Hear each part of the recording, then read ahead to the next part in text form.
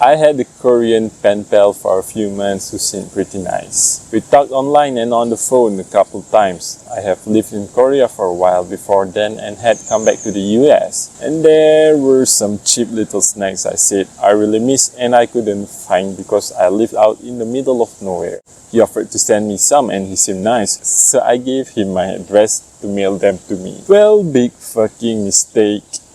He didn't end up mailing snacks. He decided he was going to surprise me by flying his ass down to the US and come to my apartment. Now this hits hard actually because I can relate this very much. When I was with my ex-girlfriend a few years ago, I would do something as a surprise, which is kinda cringe, you know. To be honest, surprises are downright cringe. You just want to be with them, but you don't want to let them know, so you just come up to them so they couldn't say no to not be with you.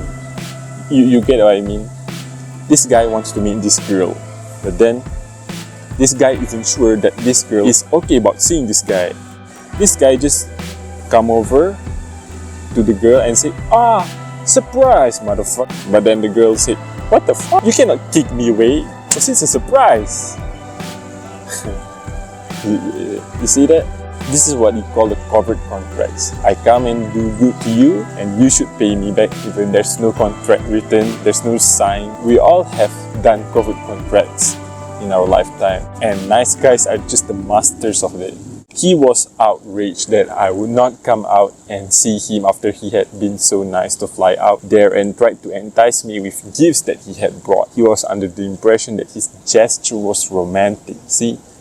He gives an excuse that it was romantic. His I'm outside your apartment selfies turn into post-cry selfies, and why don't you want to be with me?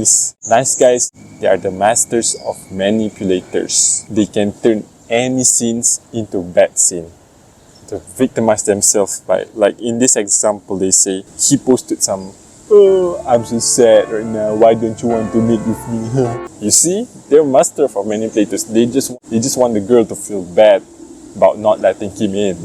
It was his fault. Who told him to come there and make a stupid dumb surprise, right?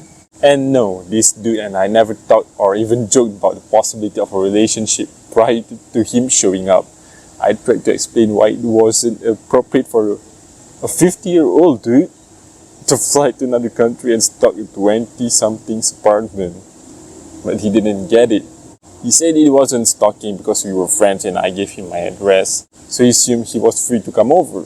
Well, let me make a bet that he knew without a doubt that it was wrong for him to go there. So he used surprise as an example. A romantic gesture, you know? I met a guy through OkCupid in 2020, a nerdy bodybuilder type who was an elementary school guidance counselor. Sounds great, right? You'd think, but no. We had 2 virtual dates over Zoom. On the second one, he told me he could see himself raising a family with me. This guy had really high ambitions, but no nice guy moves yet. Maybe he was joking about it, but let's just continue, right? We hadn't even discussed what kind of relationship each of us were looking for, so it was completely out of left field. He also not stopped mentioning that he could bench press me. I agreed to third Zoom date, but after some thinking, I broke it off right at the beginning or of the call, or tried to at least. He then spent the next 30 minutes sobbing about how no one wants to date him, how his older brother had a family already, and how he wants to have kids too, so they can all play together. There is it, guilt-tripping again, victimizing himself. Then he broke down even more and told me he'd been sexually assaulted at a party a year ago. I told him I was sorry to hear all that, but if he wants to talk about it, he should connect with his friends or get therapy. He then insisted that I was lying about wanting to break it off. Otherwise, why would I stay on the call and listen to him vent for this long? He said, you just want me to make you change your mind. No other guy's ever going to be as nice to you as I would. When I tried to tell him how gross and manipulative he was being, he hung up. To this day, one of my worst nice guy experience. Definitely nice guy, man. And this is what nice guys usually do.